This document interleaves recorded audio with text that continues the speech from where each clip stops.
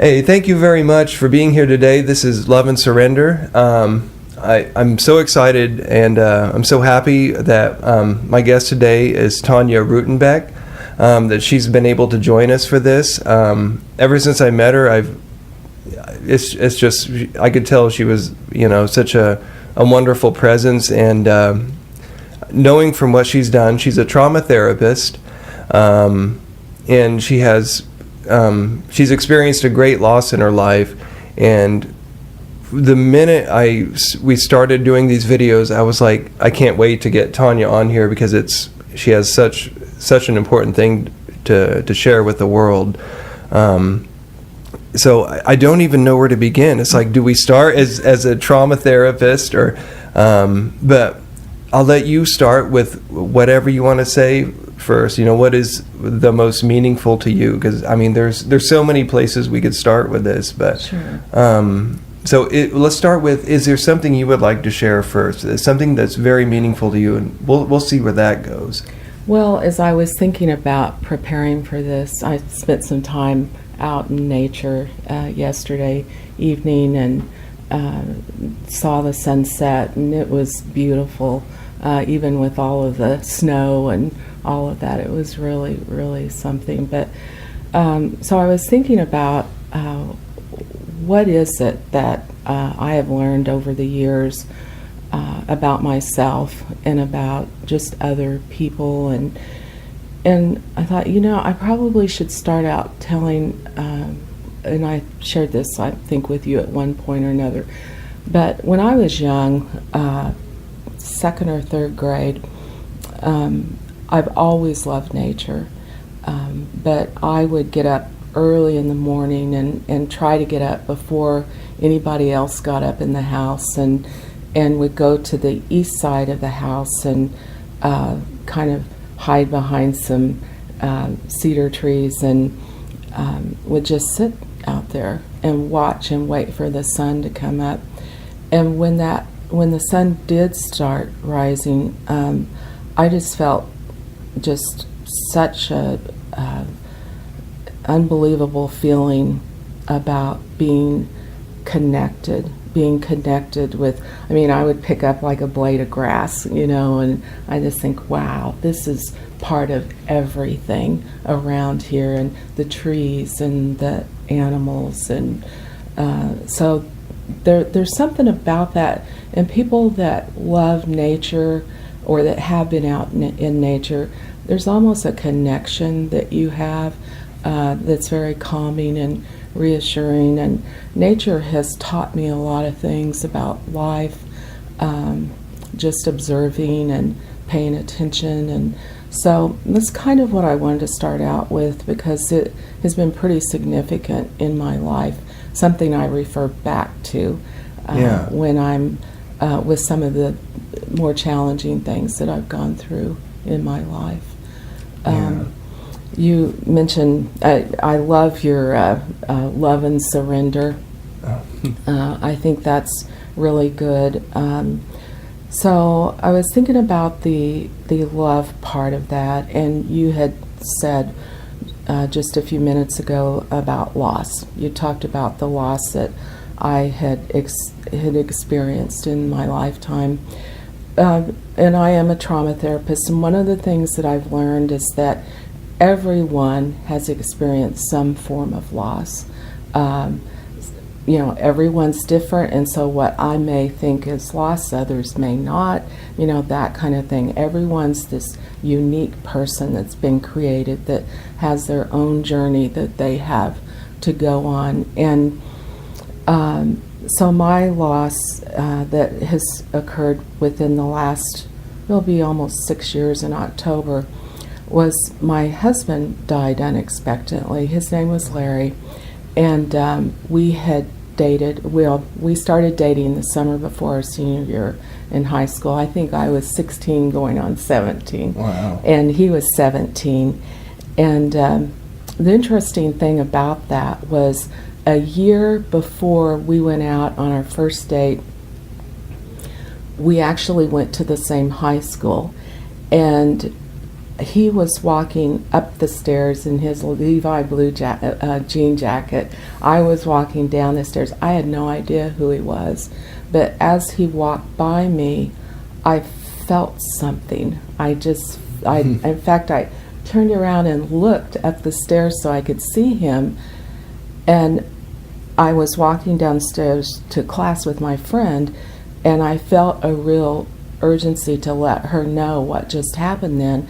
And I said, "Hey, Joanne," I said, "You see that guy right there?" And she kind of looked at me like, "Yeah, you know." And I said, "Someday I'm really going to get to know him."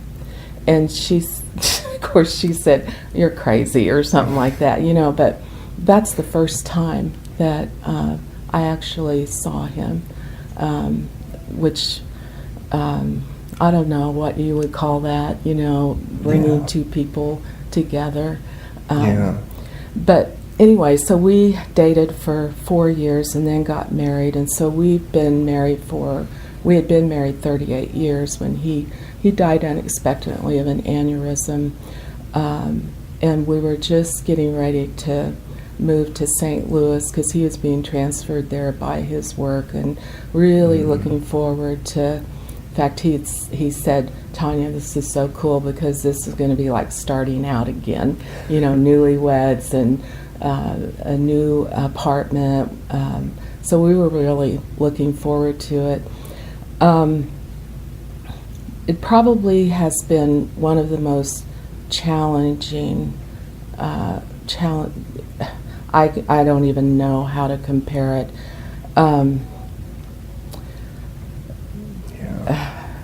To be loved like that by someone, and I hope everyone can experience that. Certainly. Yeah, because it's just it's so healing, and but what were you saying? No, I was just saying, when I heard you describe the relationship you had, it's like you described it as perfect. It was like he would never fight anything that you wanted to do. It was like supportive, but the fact that there was like no adversity in this it was like, you know, something on another level, because it's so rare we would hear about something like that, and something like that really puts it in perspective. So you know, I don't know. So just the fact that you had this kind of momentous beginning, where this sudden feeling, and then just have this. Oh, and it sounds like the way you describe it, it's like it's been sustained throughout the 38 years. It's not something that just fell away and you fell out and, you know, and come back, but it's just been that way, and that's just so rare, and it's beautiful. Yeah, thank you. I have a lot of memories about. He was always very encouraging to me, very supportive, and he also was. I kind of see him as my healer.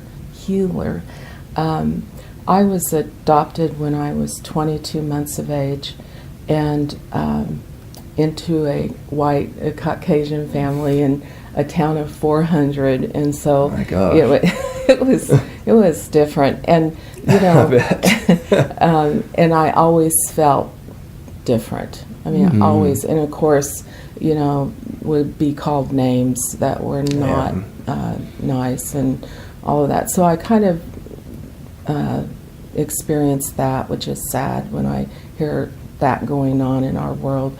But so I was adopted when I was 22 months of age, and my birth mother was 12 or 13 when I was conceived. Wow. She was raped by her mother's husband, and so that's how I was conceived. And I remember when I found that out, we had just had a miscarriage. I was 5 months along, and the baby had died, and so I was at home and just recuperating, and I've been trying to get on my Indian tribal roll because I'm full-blooded Native American, and this would have been with the Prairie Band Potawatomi Nation, and I could not get on, because when I was adopted, the birth certificate changed so that it reflected my adopted parents' names, And so I didn't have the legal document showing who that was. Although on my original birth certificate it gave my baby name, and it also gave my birth mother's name, but not my Okay. birth father. But anyway, so after I'd experienced this miscarriage and was talking to an individual about becoming a member of the tribe, and I was just hitting all these roadblocks, I remember that day very clearly because I came upstairs and actually right in the bathroom in there and looked in the mirror, and it's like I didn't know who I was. You know, I thought I knew who I was, but then I heard this about my life, and you know, we always like to. It's nice to hear that you were conceived in love and passion and all of that for one another, but that wasn't the case with me. And the first thing that I thought was, I hope I don't look like him, and because I didn't know, and so I had to work through that, and I didn't want to be bitter about that, because I know bitterness can leave a wound on your soul and your heart, and so I didn't ever want to experience that. And so I prayed a lot about it, cried a lot about it, and then I moved on with my life. But I had a number of things happen, which I've found with kids in the foster care system. It's not unusual for some real traumatic things to go on in their lives. And to some degree I experienced that. But my husband, Larry, was the reason I said he was my kind of like healer. He healed me because he loves so unconditionally. And yes, we had our times, you know, where we get upset with one another, but never to the point to where it ruined or changed our love for one another. We were very passionate about one another. Even just a few months before he died, it was like every time we'd see each other, it was like experiencing that first time that we saw each other. That's amazing. And so we just had, I feel like, a really, really just amazing relationship and marriage. In fact, one of the things that he did before he died was he was really good at research. And so he actually is responsible. It was like maybe a year at the most that he did all the research and connected all the dots and was able to connect me legally through legal documents with my birth father. And that is how I became a member of the tribe. Oh, if wow. he had not done that, I still would not be a member of the tribe, even though I'm 100% full-blooded Native American. I'm half Prairie Band Potawatomi and half Sac and Fox, Kickapoo, and Meskwaki. That would be my birth mother's side. Wow. And just recently, within the last year, I went through what's called a naming ceremony, and that it was a really it was an amazing ceremony to be a part of. But since I was a member of the tribe, they were going to give me a name, Indian name. And so there's a person that I got to know, absolutely beautiful soul, and she was coming up with some names for me, and so we met, and she had the names, and she said, gave me the first 2 or 3 names first, and they were names of relatives in my family, and you know, oh, that's nice. But I didn't know them really, you know. Right. So, but I wanted to be grateful, and you know, I said, oh, that's nice. And then she said, well, and there's this last one, and she said that you pronounce it Ngozakwa, Negozaqua. And I said, what does that stand for? And she said, it stands for Star Woman. And as soon as I heard that, I felt that's it.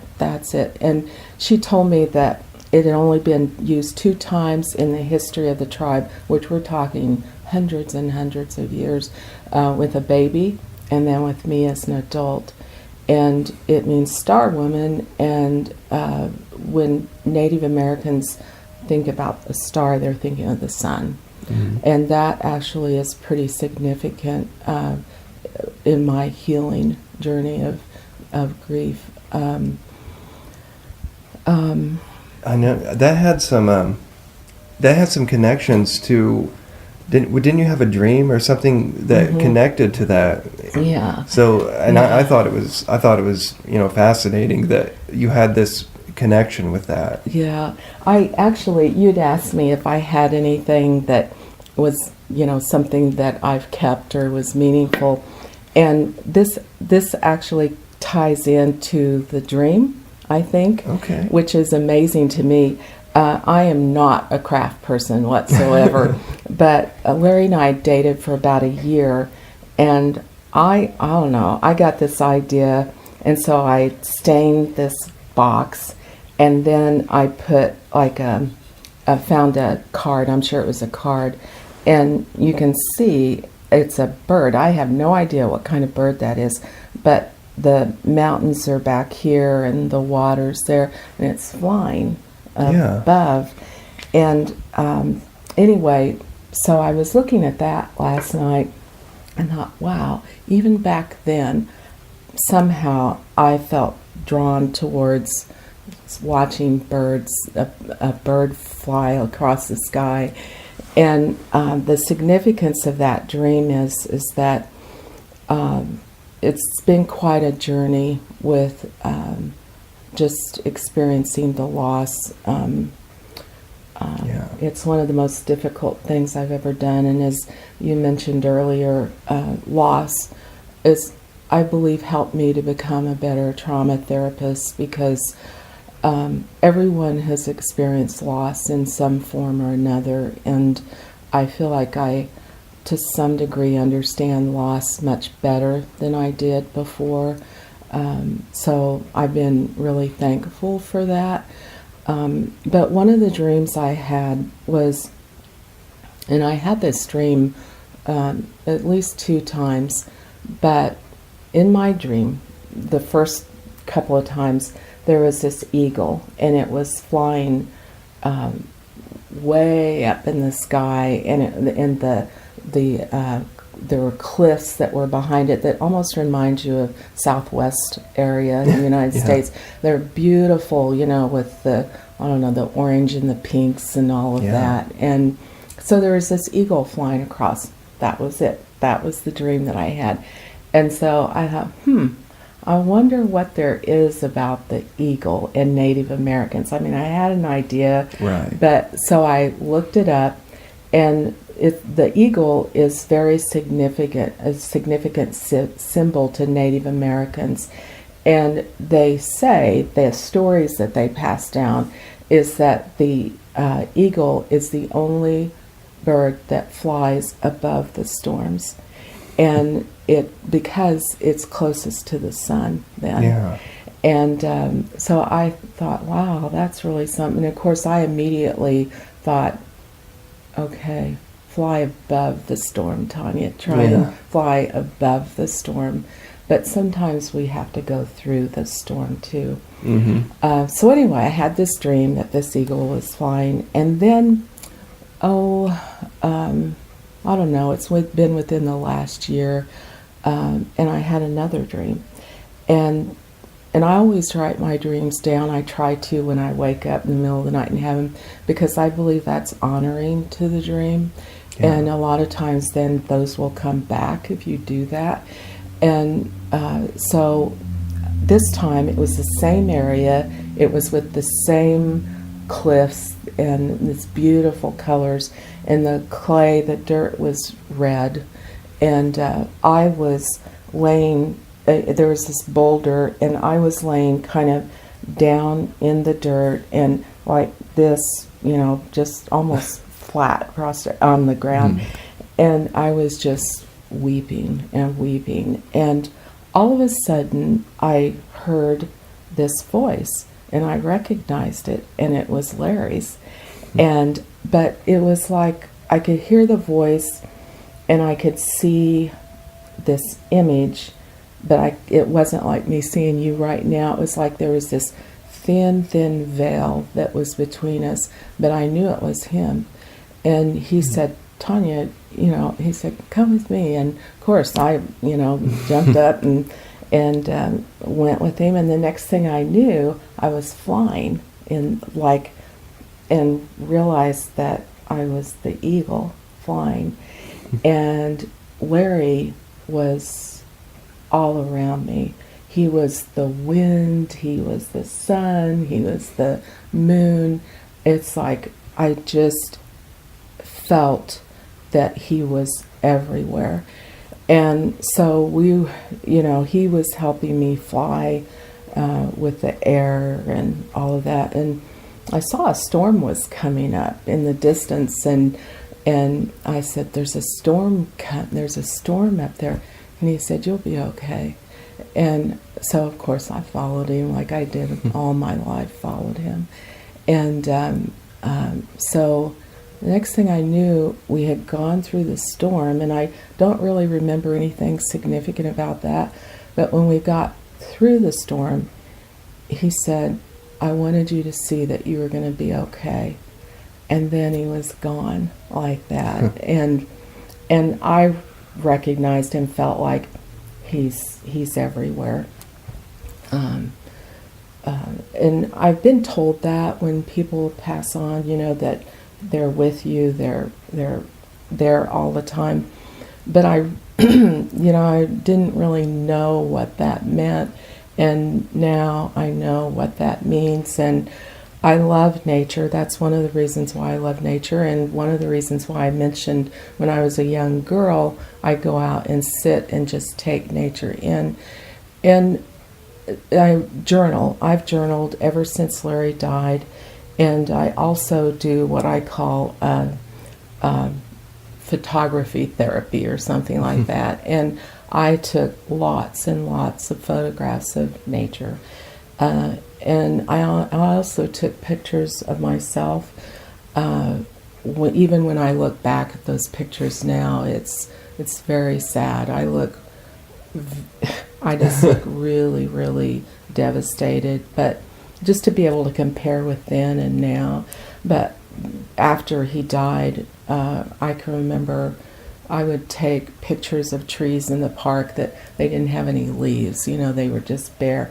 Thought that's how I feel. And I think as a trauma therapist, it's very important that we allow ourselves to feel even the pain. And I've used the word before, embracing the pain. It's really hard, but sometimes I think it helps us to heal, because when you embrace the pain, even though it hurts, it's also a way of honoring that love that you had for that person. It's like this is part of the journey of grieving, is to be able to feel what that person has meant to you. Yeah, absolutely. So anyway, another reason why I love nature is because I've compared our relationship to nature. And I think I shared with you the other day that when I love to go outside and I sit in the backyard, usually when I get home from work, and I'll just sit out there and it's quiet. Well, most of the time it's quiet, and especially at night when the stars are out. And I've even fallen asleep out there before because it's just so beautiful. And when I'd look up and see the stars, and I would just be grateful for, how things were created. And the stars, I realized, I just saw a quote the other day, and it said that when we see something wonderful, sometimes we almost hold our breath because it's so beautiful. And that's what I do sometimes. I look at the stars, just wow, and then I realized that's what I did with my husband. I would just stop and sometimes look at him. I remember one time, I don't know, it's probably within the last few years before he died, and he was 58. He turned 58 in January of that year, and he made a comment one day about Taunya. He said, "I'm getting older," and he was looking at some brown spots on his hand, and I thought, well, yes, I know that you don't like getting older, but there's such a history there. And so I took his hand and I held his hand and I said, Larry, I said, the aging process that we go through is just, it tells the story of our lives together. And so to me, anything that is aging on you is beautiful because of that.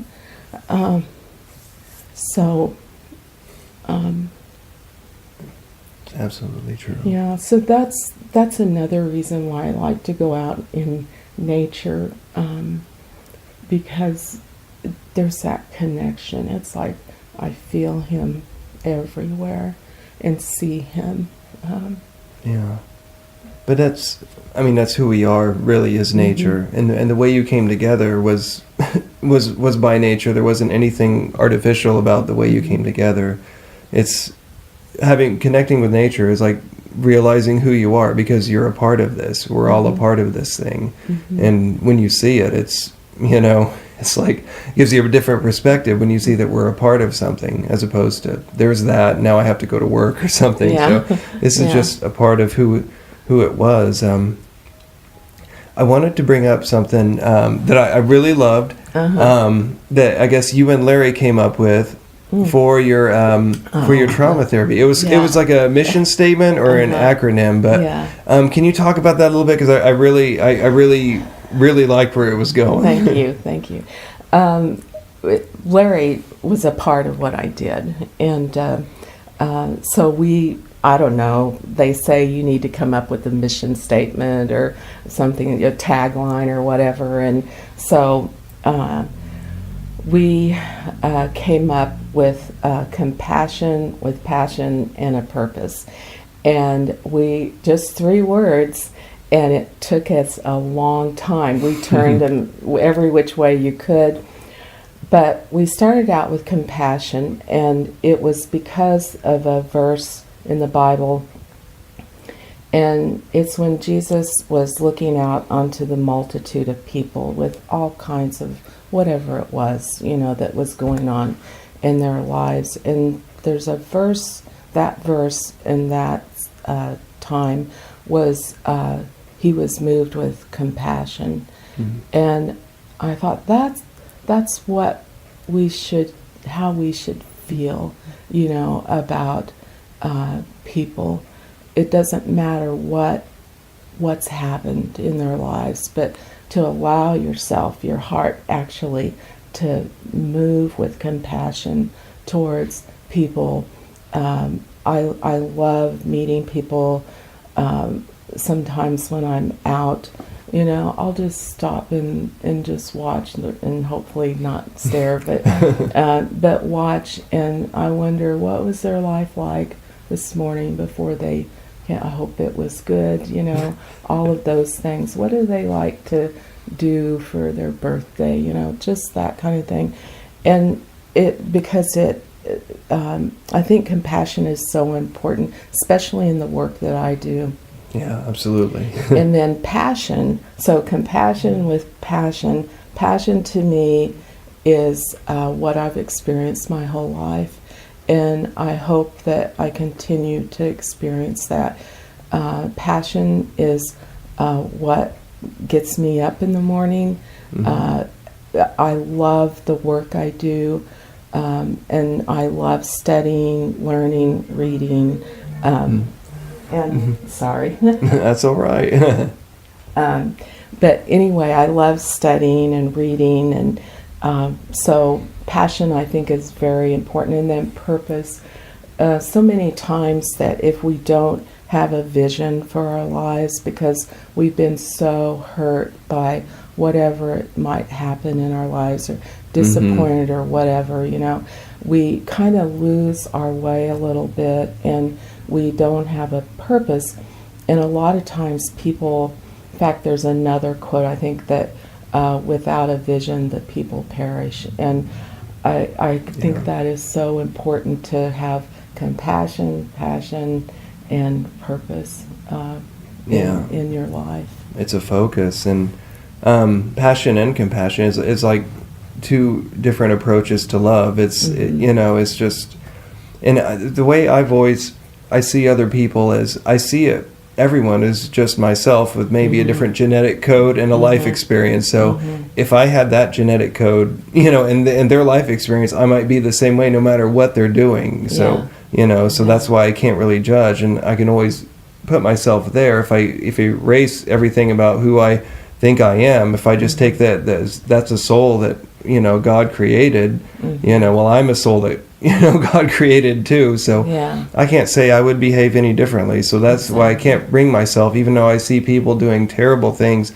I can't bring myself to hate them. So I don't know, that's been kind of, I'm not saying I approve of the behavior by any means, but to be judgmental toward them, because I don't know their whole thing. I don't know. Maybe they've had something wrong with their minds, maybe traumatic experiences, whether physical or emotional, who knows, but who knows what constitutes that behavior. It's hard to say. So that's why I can, still smile at people even though they don't smile back, because I like to acknowledge the fact that you're a human being too. You're a spirit put on this earth, and we're kind of on this big journey together, and we're all in it together, and that's always the way I've seen it. Yeah, exactly. So it's, but it's easier when you meet beautiful people. I'm sure when you met your husband, it's like you meet your husband, and it might be easier to see good in the other people too. Then again, it might be good to it's easier to see, well, they're not as good as Larry too. Well, I've tried to not do that. Oh, sure. I mean, of course, Larry just, well, like I said, he may have not been perfect, but he was perfect for me, and that's kind of how I look at it. But all of the different people that I've met since he died, it's almost like there's a part of him that I see in everyone. Maybe it's their compassion that they show to me. Maybe it's their time that they've spent sitting beside me, while I'm crying and, really missing him. He always loved to do things for me. He'd always, just about every day, he would come in the morning before he left for work, and he'd lean over and kiss me goodbye. And that's another story. When we were in high school, it was the first Christmas, and how do you come up with these things?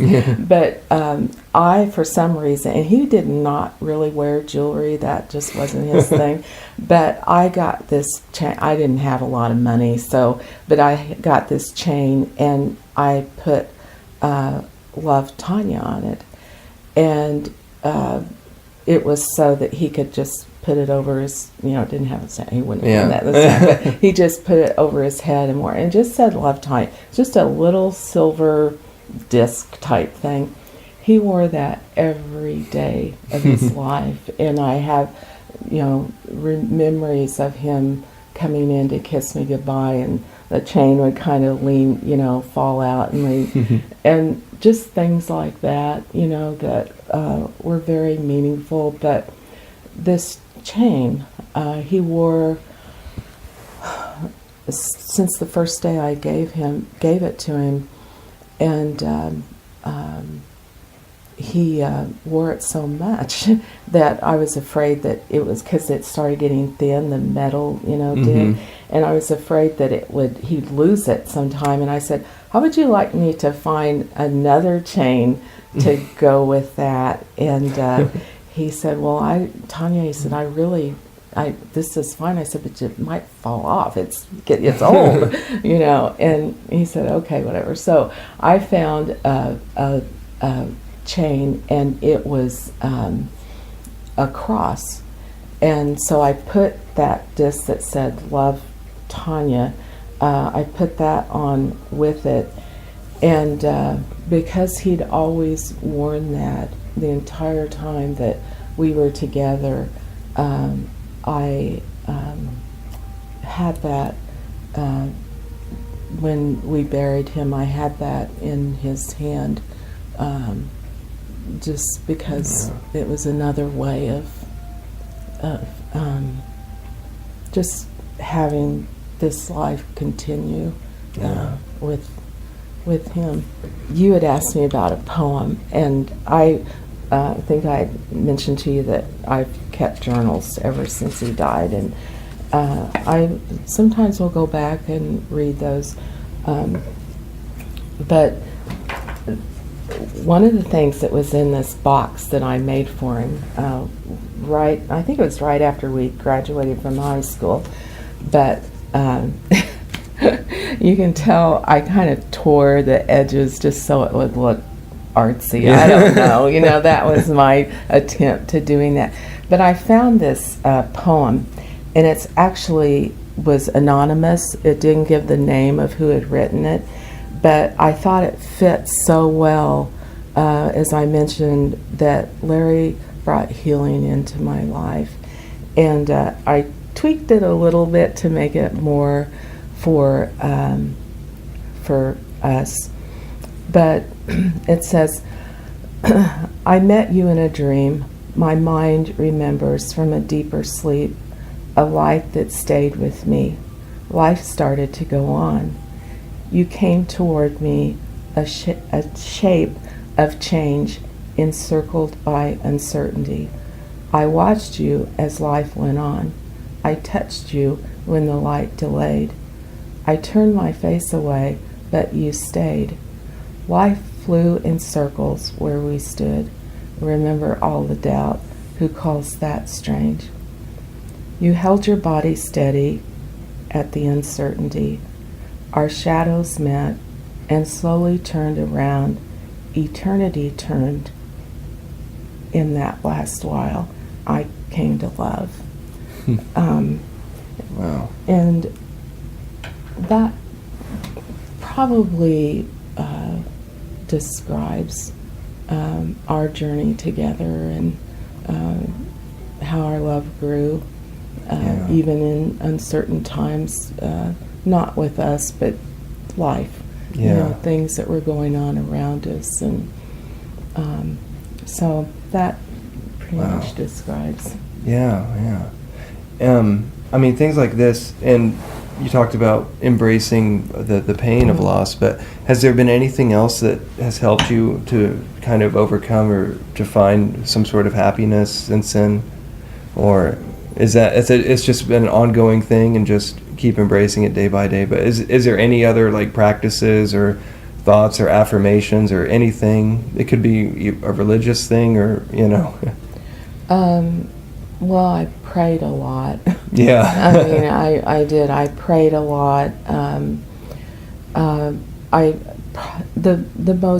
I think the most helpful thing for me has been just what we're doing right now, which is, I think, the idea of your purpose for what you do. It's two people sitting together, exchanging energy, exchanging feelings, thoughts, in this moment that you'll never forget. Yeah, absolutely. That's the way it goes. That's cycling of energy between us, and however we can help, you know. I would love to be able to help, but I just, the thing that impressed me about you was you had this beautiful relationship, and it was cut short very, I mean, it was I would call it a tragic ending. But the fact that you didn't give up on anything, and that you're still proceeding forward with the trauma therapy, even though you probably feel like you probably should have been one of your clients as opposed to the one giving the therapy. So that's something I greatly admire about you, being able to do that. You know, the world's upside down, but there you got to go in today and go help someone else, you know, embrace their thing. And so that's, I mean, and that's just another reason why I wanted you to do this, is like, how do you do that every day, experiencing what you did, and go forward? Because I would love for whoever's watching this to be able to have that same, you know, that same kind of drive to go do it. And I guess it's the compassion with the passion too, you know, and it's amazing how strong your willpower is when you do these kind of things. So. You know, I've been asked that a lot. I've had people, you know, the 5 stages of grief with Kubler-Ross, and anger. Anger is one that people have said, have you gotten angry? Have you been angry? And I've tried. I've tried to get angry because I thought, okay, this is a stage of grieving. I don't know that I've really ever experienced that with Larry or God. Usually what they're asking is, have you been angry at God? I have before, when we had the miscarriages, because we actually had several. We had 5 or 6 miscarriages at around 5 months of age. The baby would just die, and so we'd go to the hospital and I'd have to deliver the baby. And so I remember, in some ways, experiencing that is similar, because, and I'm talking about love and surrender. But during one of the miscarriages, I got further along than what I'd gotten before. I think I got up to 23 or 24 weeks instead of 21 weeks. And there's a part of you that it's almost like you ignore the fact that you're pregnant, because to connect with that baby and bond, even though I think it's important to do that from the moment you know that you're pregnant. And but I hadn't done that because I didn't want to hurt like that again. So there's a comparison now to, you know, I'm sure that I try to protect myself, because no one wants to experience that kind of pain. But so I remember when I was pregnant and we had lost the baby and delivered the baby, and of course everything physiological happens. You start producing milk and all of that. So it's like you're going through everything as if you'd had delivered a baby at that point in the pregnancy. And anyway, but one of the things that I remember after that was either I'm not going to get pregnant, I don't want to try this again, it's been enough, and I don't want to feel that pain.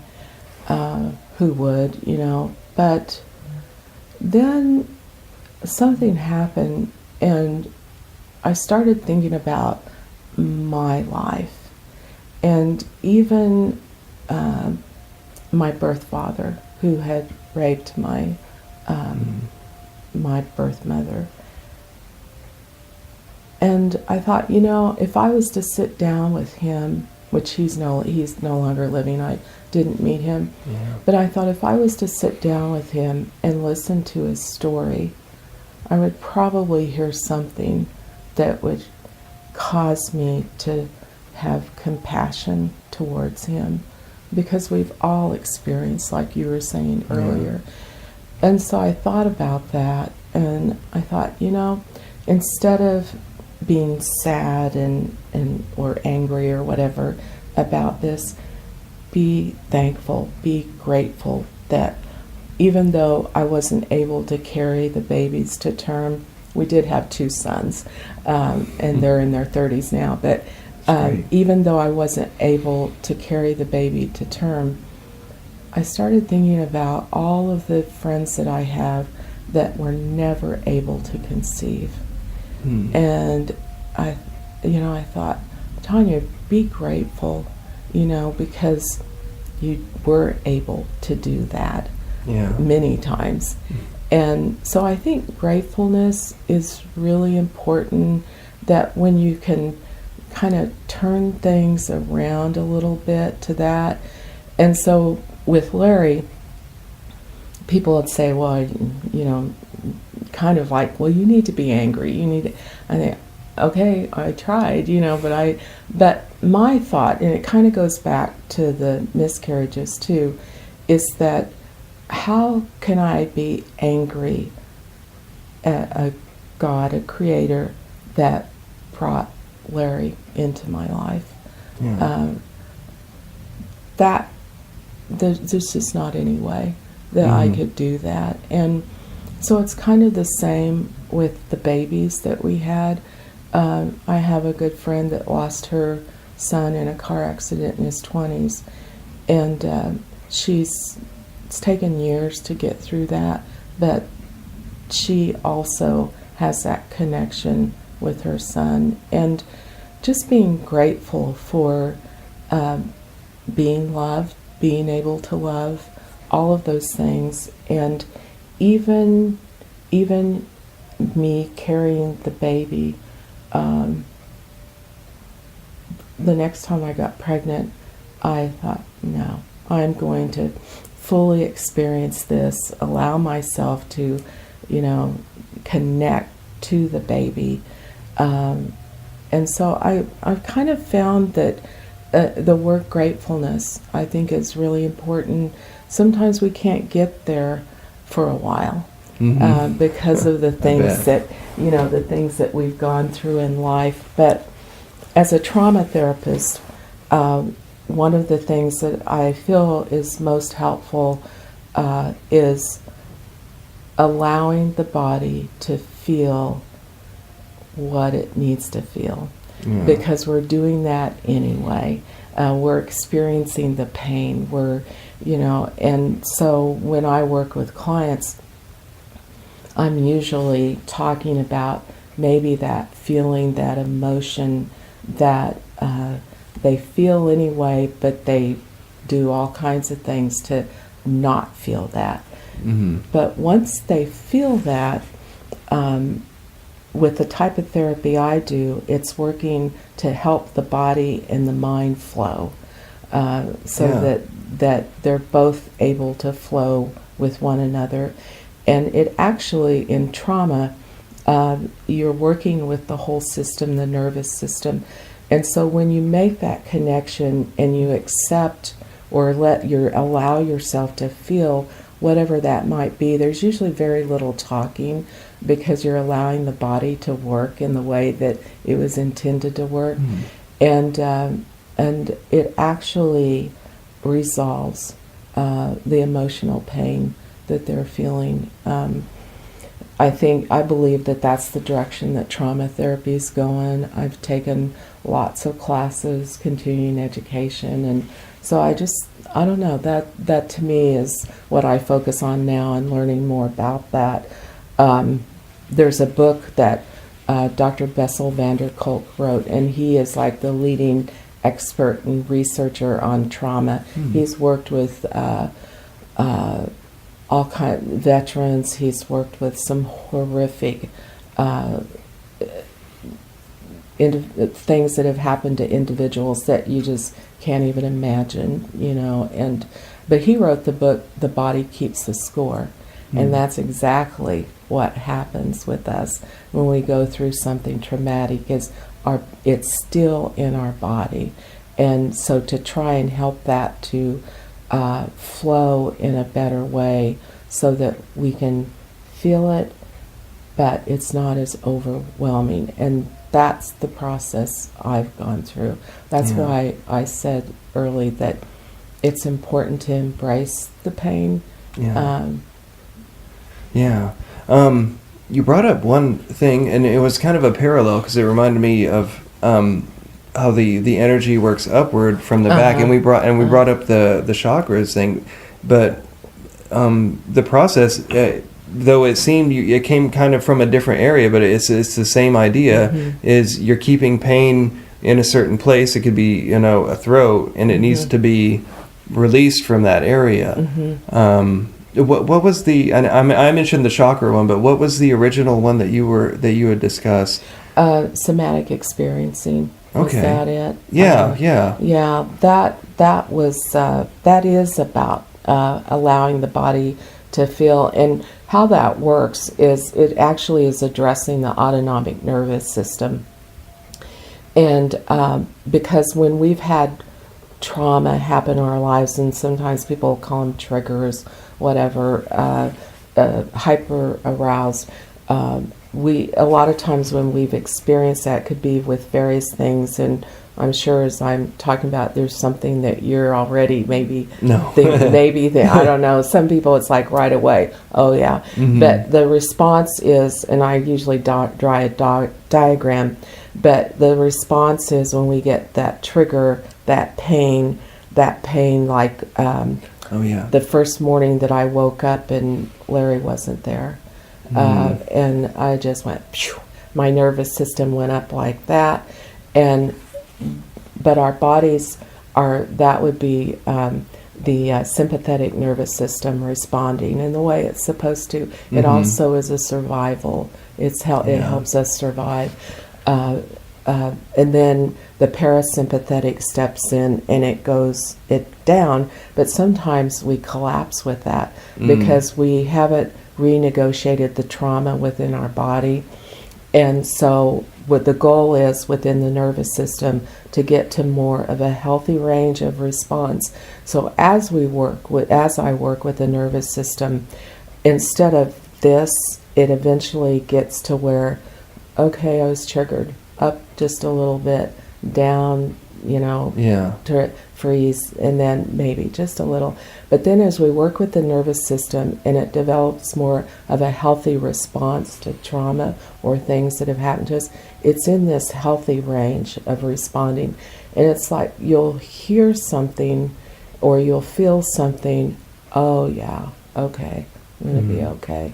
And that's where I've gotten as far as the healing process in grieving. Doesn't mean that I still don't spend time crying different. Well, certainly, yeah. But it's not as overwhelming as it used to be. And I do believe that has to do with the working with my body and allowing myself to feel what I need to feel, even though it's painful. Yeah.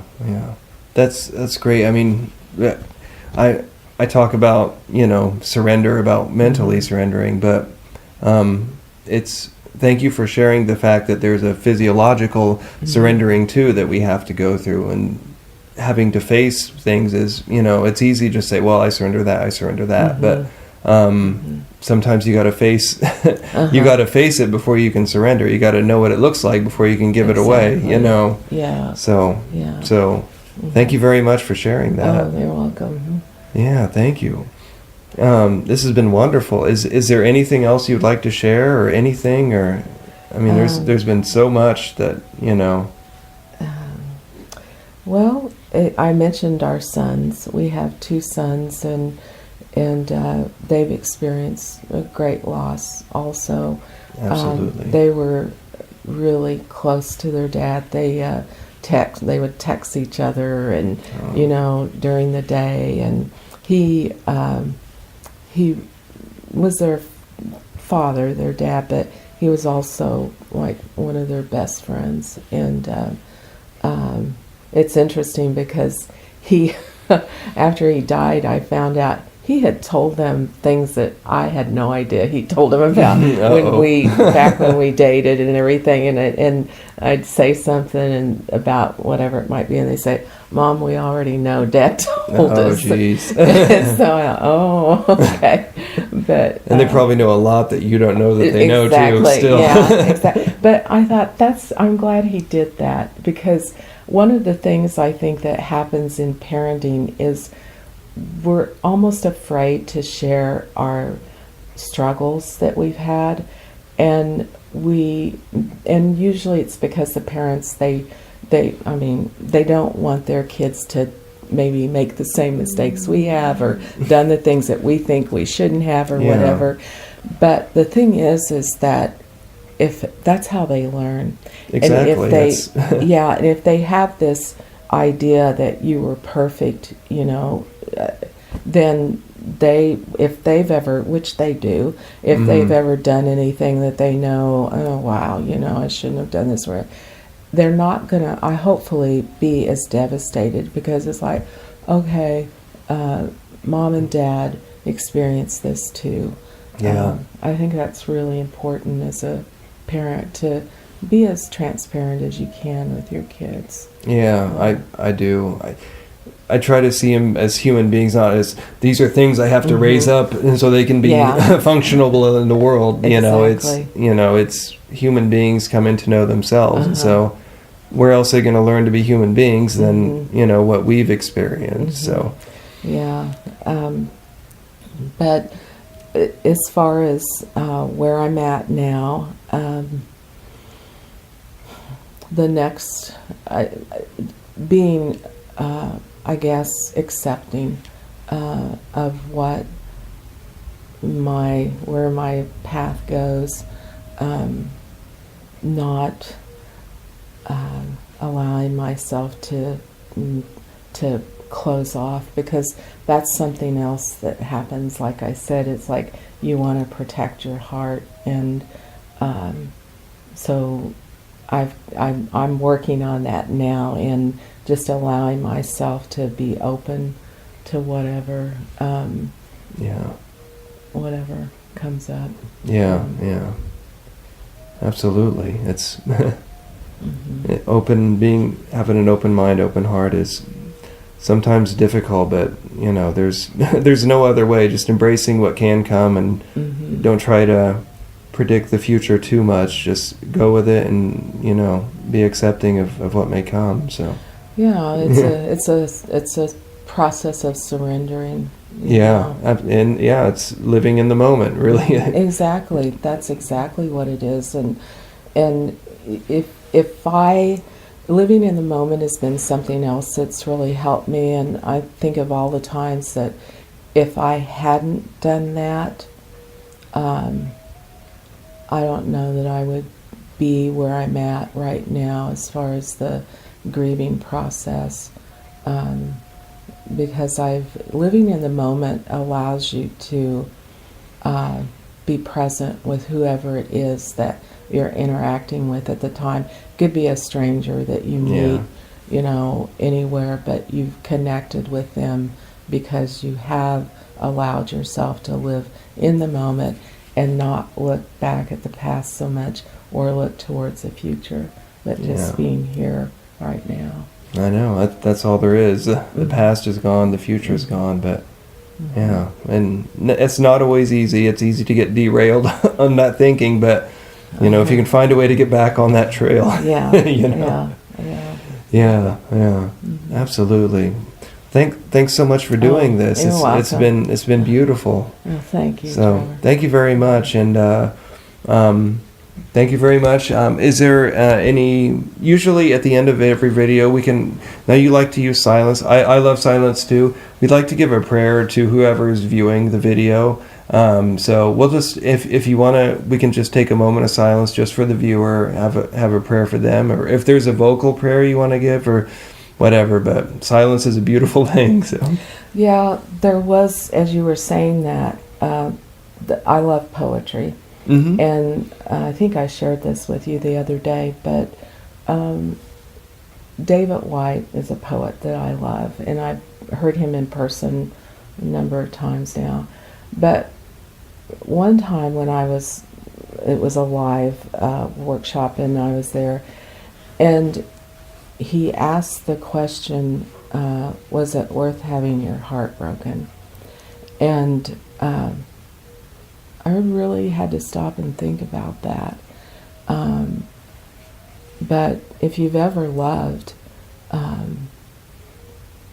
hopefully, if you're not there yet, but you can get to the place where you can say yes. You know, it was worth. It was worth having my heart broken. I'd do it all over again. Yeah. Yeah.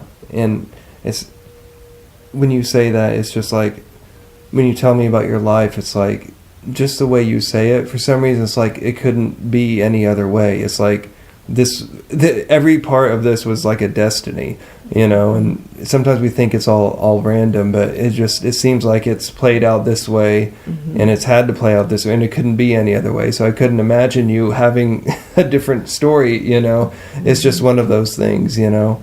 So that's beautiful.